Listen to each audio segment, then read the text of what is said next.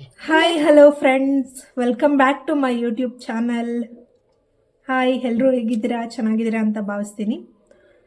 So already ನೀವು thumbnail ಮತ್ತು title ನೋಡಿರ್ಬೋದು. ನನ್ನ ಮಗಳ ವಿಡಿಯೋನ ನಾನು ಪೂರ್ತಿ ಇಡೀ ದಿನ ನಾನು ಏನೇನು ಮಾಡಿದ್ದೀನಿ ಅಂತ ಒಂದು ಪೂರ್ತಿ ವಿಡಿಯೋನೇ ಮಾಡಿದ್ದೀನಿ. ಸೊ ಅದನ್ನು ನೀವು ನೋಡ್ಬೋದು. ಸೊ ನಾನು ಇಡೀ ದಿನ ಏನು ಡೆಕೋರೇಷನ್ ಮಾಡಿದೆ ಆ್ಯಂಡ್ ಅವಳ ಬರ್ಡೇಗೆ ಏನೇನು ಸರ್ಪ್ರೈಸಸ್ ಕೊಟ್ಟೆ, ಗಿಫ್ಟ್ಸ್ ಕೊಟ್ಟೆ ಅಂತ ಎಲ್ಲ ನಾನು ವಿಡಿಯೋ ಮಾಡಿದ್ದೀನಿ.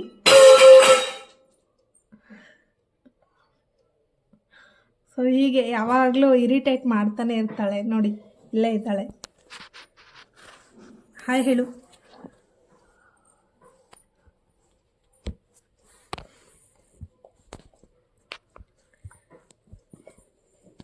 ನಾನು ಪೂರ್ತಿ ವಿಡಿಯೋನ ನನ್ನ ಚಾನಲಲ್ಲಿ ಅಪ್ಲೋಡ್ ಮಾಡ್ತೀನಿ.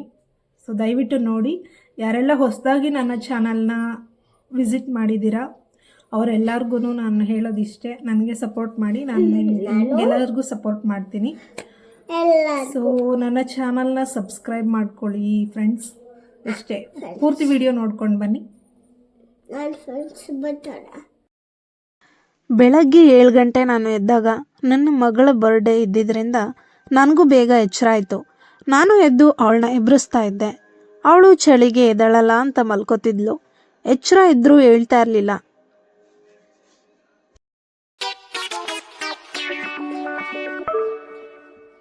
ಹೋಗ್ಲಿ ಅಂತ ಇನ್ನೂ ಒಂದು 10 ನಿಮಿಷ ಬಿಟ್ಟು ಎಬ್ಬಿಸ್ತಾ ಇದ್ದೆ. ಆಗ ಎದ್ದು ಕೂತ್ಲು. ಸುಮ್ಮನೆ ಕೂತಿದ್ಲು. ಸ್ನಾನ ಮಾಡಿಸ್ತೀನಿ ನಡಿ ಅಂದಾಗ ಹಠ ಮಾಡ್ತಿದ್ಲು. ಹಾಗೋ ಹೀಗೋ ಕರ್ಕೊಂಡೋಗಿ ಸ್ನಾನ ಮಾಡಿಸ್ಕೊಂಡು ಬಂದಮೇಲೆ ನಾನು ಕೂಡ ಸ್ನಾನ ಮಾಡಿಕೊಂಡು ಸ್ವಲ್ಪ ತಲೆ ಒಣಗಿಸ್ಕೊತಾ ಇದ್ದೆ. ಆಮೇಲೆ ಇಬ್ರು ದೇವ್ರ ಮನೆಗೆ ಹೋಗಿ ದೇವ್ರ ಮನೆ ಎಲ್ಲ ಕ್ಲೀನ್ ಮಾಡಿ ರಂಗೋಲಿ ಹಾಕಿ ಪೂಜೆ ಮಾಡ್ತಾ ಇದ್ವಿ. ಆಮೇಲೆ ನನ್ನ ಮಗಳು, ಅಮ್ಮ ನಾನೇ ಪೂಜೆ ಮಾಡ್ತೀನಿ ಇವತ್ತು ಅಂದ್ಲು. ಸರಿ ಹುಷಾರು ಅಂತ ಹೇಳಿ ಸೈಡಲ್ಲಿ ನಿಂತಿದ್ದೆ.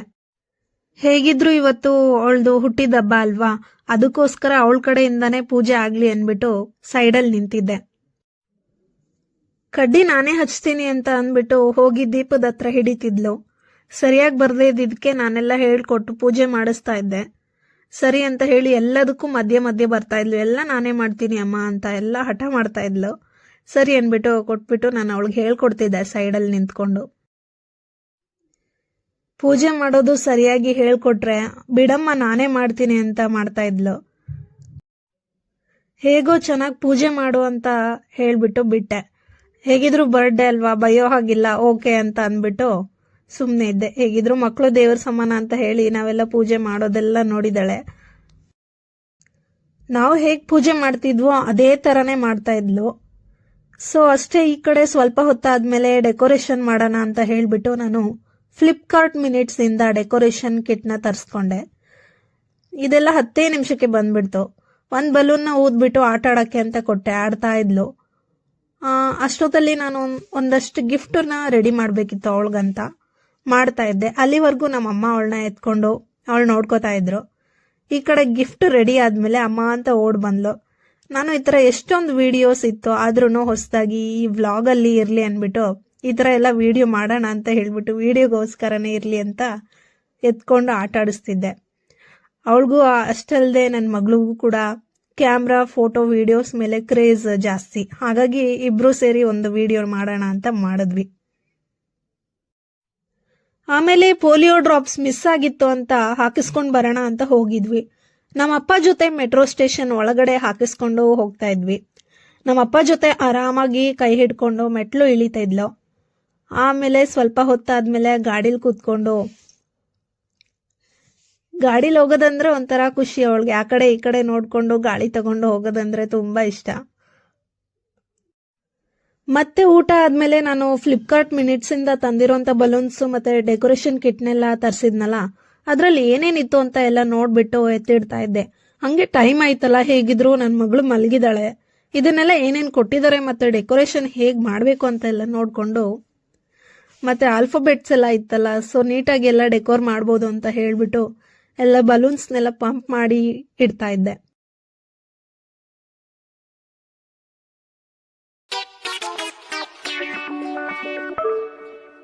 ಅವಳು ಹೇಗಿದ್ರು ಮಲ್ಕೊಂಡಿದ್ಲು. ನನ್ ಸ್ವಲ್ಪ ಕೆಲಸ ಈಸಿ ಆಯ್ತು. ಇಲ್ಲ ಅಂದ್ರೆ ಅವಳು ಬಂದ್ರೆ ನನ್ ಕೆಲಸ ಕೆಡತ್ತೆ ಅಂತ ಹೇಳ್ಬಿಟ್ಟು ಎಲ್ಲ ನೀಟಾಗಿ ನೋಡ್ಕೊಂಡು ಮಾಡ್ತಾ ಇದ್ದೆ. ಬೆಳಗ್ಗೆ ಬೇಗ ಎದ್ದಿದ್ರಿಂದ ಮಧ್ಯಾಹ್ನ ಮಲ್ಕೊಂಡ್ಲು. ಇಲ್ಲ ಅಂದ್ರೆ ನನ್ನ ಕತೆ ಅಷ್ಟೇ. ಸೊ ನೋಡ್ಬೋದು, ಇಲ್ಲಿ ಬಲೂನ್ಸ್ನೆಲ್ಲ ಪಂಪ್ ಮಾಡಿ ಗಾಳಿ ತುಂಬಿಸಿ ಎಲ್ಲ ಇಡ್ತಾ ಇದ್ದೆ. ಎಲ್ಲದಕ್ಕೂ ಒಂದೆರಡು ಮಾಡುವಾಗಲೇ ಸಾಕಾಗಿತ್ತು. ಪಂಪ್ ಮಾಡೋದು ಸ್ವಲ್ಪ ಕಷ್ಟನೇ ಅನ್ಸುತ್ತೆ ನನ್ನ ಪ್ರಕಾರ, ಅಲ್ವಾ ಗೈಸ್?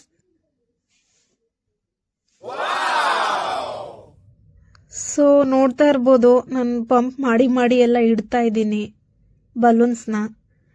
ಇದು ನಾನು ಮೊದಲನೇ ವಿಡಿಯೋ ಆಗಿರೋದ್ರಿಂದ ಸ್ವಲ್ಪ ಲೆಂತಿಯಾಗಿ ಮಾಡ್ತಾ ಇದ್ದೀನಿ. ಹೇಗೆ ಮಾಡಬೇಕು ಏನು ಮಾಡಬೇಕು ಅನ್ನೋ ಐಡಿಯಾ ಇಲ್ಲ. ಸೊ ಮುಂದಿನ ವಿಡಿಯೋದಲ್ಲಿ ನಾನು ಏನೇನು ತಪ್ಪು ಮಾಡಿದ್ದೀನಿ, ಇನ್ನೂ ಏನೇನು ಕರೆಕ್ಟ್ ಮಾಡ್ಕೋಬೇಕು ಅಂತ ಹೇಳಿ.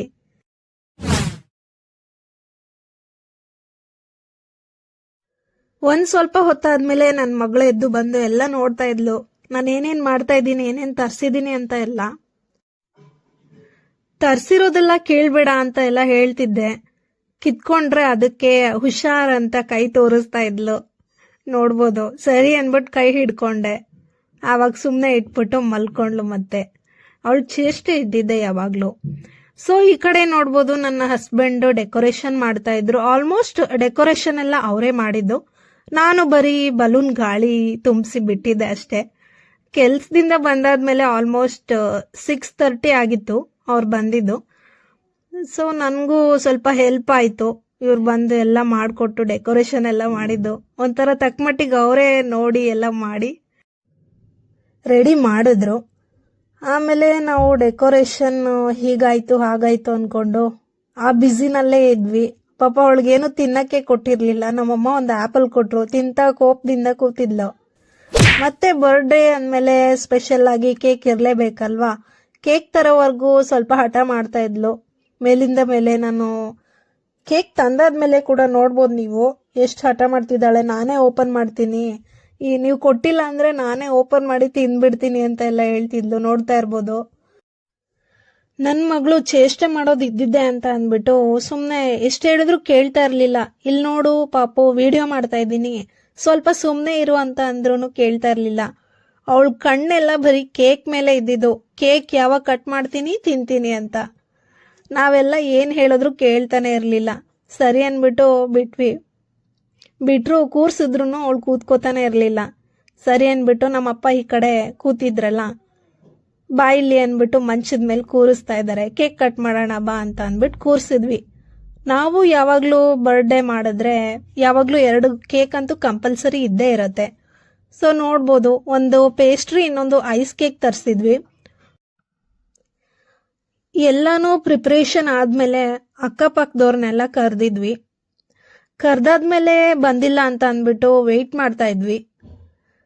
ಸೊ ನೋಡ್ಬೋದು, ಅವಳು ಯಾವಾಗ ಕೇಕ್ ಕಟ್ ಮಾಡ್ತೀನೋ ತಿಂತೀನೋ ಅಂತ ಕಾಯ್ತಾ ಕೂತಿದ್ಲು. ಅಷ್ಟರಲ್ಲಿ ನಮ್ಮಪ್ಪ ಒಂದು ಬಲೂನ್ ಒಳಗಡೆ ಹೂ ಎಲ್ಲ ತುಂಬಿಸಿ ಬಿಟ್ಟು ಬ್ಲಾಸ್ಟ್ ಮಾಡೋಣ ಅಂತ, ಅದೊಂದು ಸರ್ಪ್ರೈಸ್ ಆಗಿರ್ಲಿ ಅಂತ ತುಂಬಿಸಿ ಬಿಟ್ಟಿದ್ವಿ. 1 ಸೆಕೆಂಡ್ ಶಾಕ್ ಆದ್ಲು, ಆಮೇಲೆ ಸರಿ ಹೋದ್ಲು. ಮತ್ತೆ ನಾನು ನನ್ನ ಹಸ್ಬೆಂಡು ಪಕ್ಕದಲ್ಲಿ ಕೂತಿರ್ಲಿಲ್ಲ. ಈ ಸರಿ ಅವಳೊಬ್ಳೆ ಕೇಕ್ ಕಟ್ಟಿಂಗ್ ಮಾಡ್ತಿದ್ಲು. ನೋಡಿದ ತಕ್ಷಣ, ಕೇಕ್ ನೋಡಿದ ತಕ್ಷಣ ಎಷ್ಟು ಖುಷಿಯಿಂದ ಅವಳೆ ಕೇಕ್ ಕಟ್ ಮಾಡ್ತಿದ್ದಾಳೆ ಅಂತ. ಪಾಪು ಒಬ್ಳು ಕೈಲೇ ಆಗಲ್ಲ ಅಂತ ಅಂದ್ಬಿಟ್ಟು ನಮ್ಮಪ್ಪ ಸ್ವಲ್ಪ ಹೆಲ್ಪ್ ಮಾಡ್ತಿದ್ರು. ಹಿಂಗ್ ಕಟ್ ಮಾಡು, ಈ ತರ ಇಟ್ಕೊಂಡು ಎಲ್ಲಾರ್ಗೂ ತಿನ್ಸು ಅಂತ ಹೇಳಿ. ಆದ್ರೆ ಅವಳು ಕೇಳ್ಬೇಕಲ್ಲ, ಅವಳು ಎತ್ಕೊಂಡು ಅವಳೇ ತಿನ್ಸ್ಕೊತಿದ್ಲು. ಸೊ ಈ ಕಡೆ ನನ್ನ ಹಸ್ಬೆಂಡು ನಾನೇ ತಿನ್ಸ್ತೀನಿ ಅಂತ ಅಂದ್ಬಿಟ್ಟು 1 ಬೈಟ್ ಕೇಕ್ ತಿನ್ಸಿದ್ರು. ಅದಾದ್ಮೇಲೆ ನಾನು ಕೂಡ ಕೇಕ್ ತಿನ್ನಿಸ್ದೆ. ನಾನು ವಿಡಿಯೋ ಮಾಡ್ತಾ ಇದ್ದೆ ಎಲ್ಲಾರ್ದು. ಸೊ ನಮ್ಮಮ್ಮನ ಕರೆದೆ, ನಂದು ಸ್ವಲ್ಪ ವಿಡಿಯೋ ಮಾಡಮ್ಮ, ನಂದು 1 ಬೈಟ್ ಸಿಗ್ಲಿ, ವಿಡಿಯೋ ಬೈಟ್ ಅಂತ ಹೇಳ್ಬಿಟ್ಟು. ನಾನು ತಿನ್ನಿಸ್ತಾ ಇದ್ದೀನಿ ಇವಾಗ ನನ್ನ ಮಗಳಿಗೆ. ಈ ಸರಿ 1 ಫೋಟೋನು ಕೂಡ ತಗೊಳಕ್ಕಾಗಿಲ್ಲ ವಿಡಿಯೋಯಿಂದ. ಸೊ ಆಮೇಲೆ ನಮ್ಮ ತಾತ ಕೂಡ 1 ಬೈಟ್ ಕೇಕ್ ತಿನ್ಸಿದ್ರು. ಎಷ್ಟು ಖುಷಿಯಿಂದ ಇದ್ದಾಳೆ ನೋಡಿ. ಅವಳೇ ತಿನ್ಸ್ಕೊಳ್ತಿದ್ಲು, ಬೇರೆಯವ್ರಿಗೆ ತಿನ್ಸಕ್ಕೆ ಅವಳಿಗೆ ಮೂಡೇ ಇರಲಿಲ್ಲ. ವೈಟ್ ಫ್ರಾಕು ಕೊಳೆ ಆಗುತ್ತೆ ಅಂತಾನೂ ಕೂಡ ಗೊತ್ತಾಗ್ತಾ ಇರಲಿಲ್ಲ ಅವಳಿಗೆ. ಕರ್ಚಿಫ್ ಕೊಟ್ಟು ಕೂರಿಸಿದ್ವಿ. ಆಮೇಲೆ ನಮ್ಮ ಅಪ್ಪ ಅಮ್ಮ ಕೂಡ ಕೇಕ್ ತಿನ್ಸಿದ್ರು. ನಾವೆಲ್ಲ ಏನು ಜಾಸ್ತಿ ಕೇಕ್ ಕೊಟ್ಟಿಲ್ಲ, ಇಷ್ಟೇ ಸಾಕು ಅಂತ ಅಂದ್ಬಿಟ್ಟು ಇಲ್ಲಿಗೆ ನಿಲ್ಸಿದ್ವಿ. ನನ್ನ ತಮ್ಮ ಒಬ್ಬ ಮಿಸ್ ಆಗಿದ್ದ.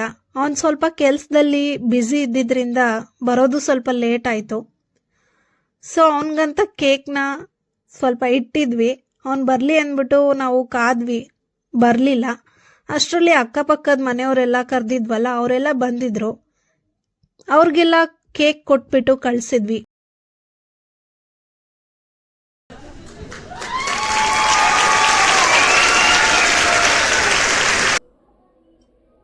ಸೊ ಇಷ್ಟೇ ಫ್ರೆಂಡ್ಸ್, ನನ್ನ ಮೊದಲ ವಿಡಿಯೋ ಒಂದು ಲಾಂಗ್ ಫಾರ್ಮ್ ವಿಡಿಯೋ ಅಂತಲೇ ಹೇಳ್ಬೋದು. ಸೊ ನಿಮ್ಗೆ ಇಷ್ಟ ಆದರೆ ದಯವಿಟ್ಟು ಲೈಕ್ ಮಾಡಿ, ಶೇರ್ ಮಾಡಿ, ಮತ್ತು ನಮ್ಮ ಚಾನಲ್ನ ತಪ್ಪದೆ ಸಬ್ಸ್ಕ್ರೈಬ್ ಮಾಡ್ಕೊಳ್ಳಿ ಅಂತ ಕೇಳ್ಕೊಳ್ತೀನಿ. ಹೀಗೆ ಸಪೋರ್ಟ್ ಮಾಡ್ತಾಯಿರಿ. Thank you.